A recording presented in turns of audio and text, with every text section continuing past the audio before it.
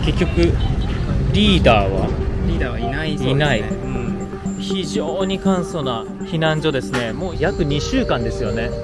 これは厳しいわ。ダメベロコーバー誰？テテイ寝るのもここ？これ？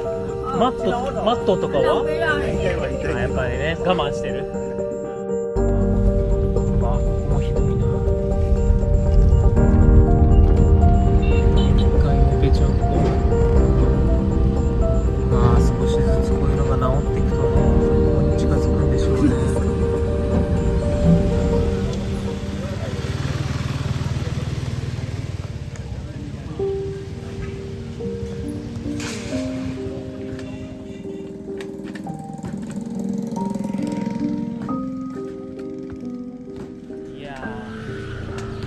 何階建てだったんだろう。2階か、いや3階建ての建物ですね、おそらく。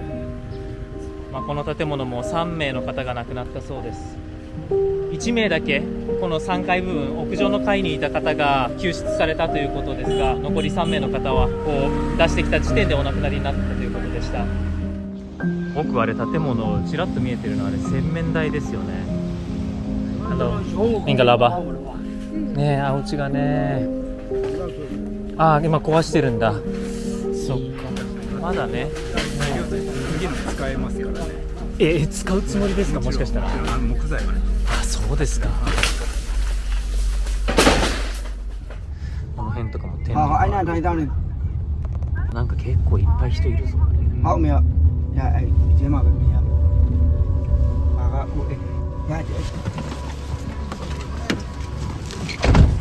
133世帯508人、ここに住むこのキャンプ。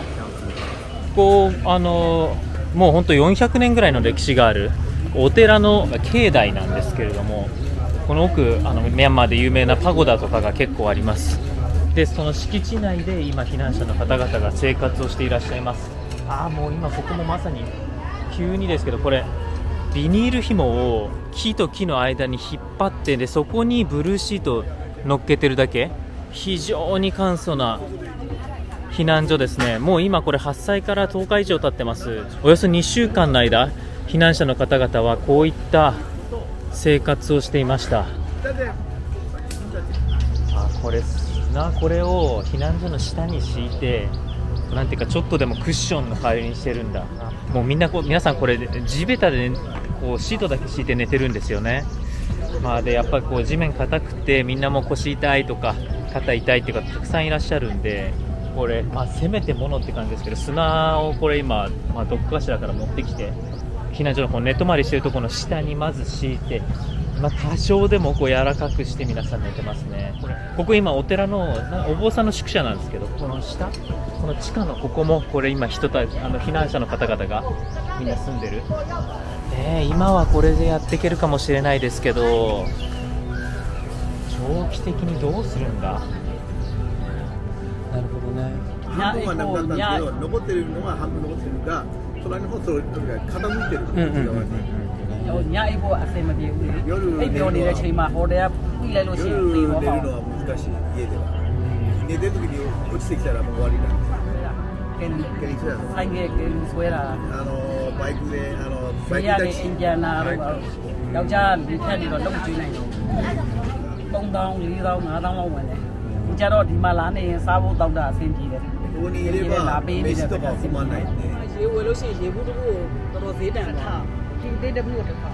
これちっちゃい1本は1000チャットなんで買えない。値段が上がってる。上がってる、すごく上がってる。お水？マンドリよりこっちの2倍なんですよ。2倍？まず収入がないから、もう食べていけないんで。そこですよね。まず収入をもう一回復活させないといけない。長くなると思います。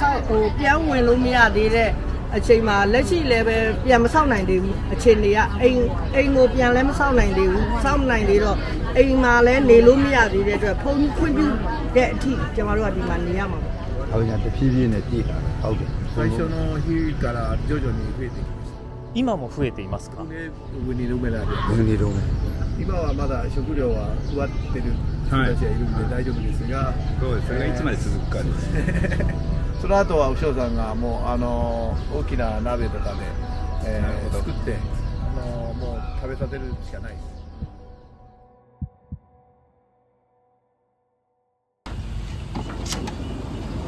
まずは避難所の環境整備ですね。はい。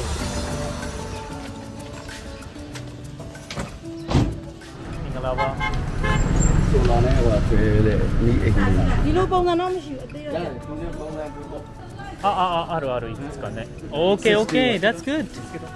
ビンゴじゃない？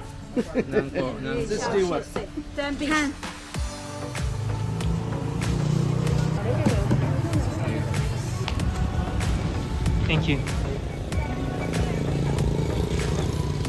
夜暗いみたいなこ設置してものらおうと思ってます。中を今案内していただいてます。屋上だと明るいですね。行きましょうかじゃあ。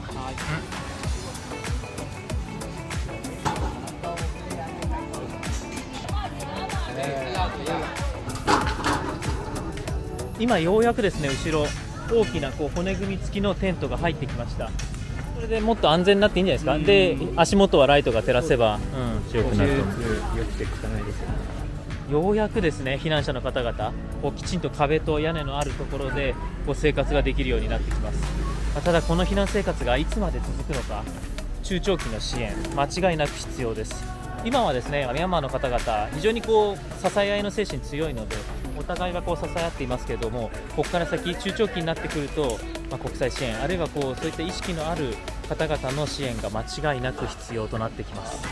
今現地提携団体と物資の配布とか食料の配布っていうのを始めてるんですけれども、短く見積もっても少なくとも何ヶ月間かはここから出られないだろうなっていうのが想像できるので、2、3ヶ月は食料とか生活支援の物資続けるつもりなんですけれども、特にイマージェンシーシェルターの需要がニーズが高いということが確認できているので、提携団体として活動していこうというふうに考えています。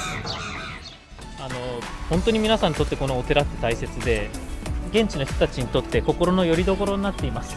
宗教ですけれどもこう地元に根付いた文化としてこう人々が心を寄せている場所、こういった場所で支援を届けていきながら少しずつ彼らの目線で寄り添っていけたらなと思っています。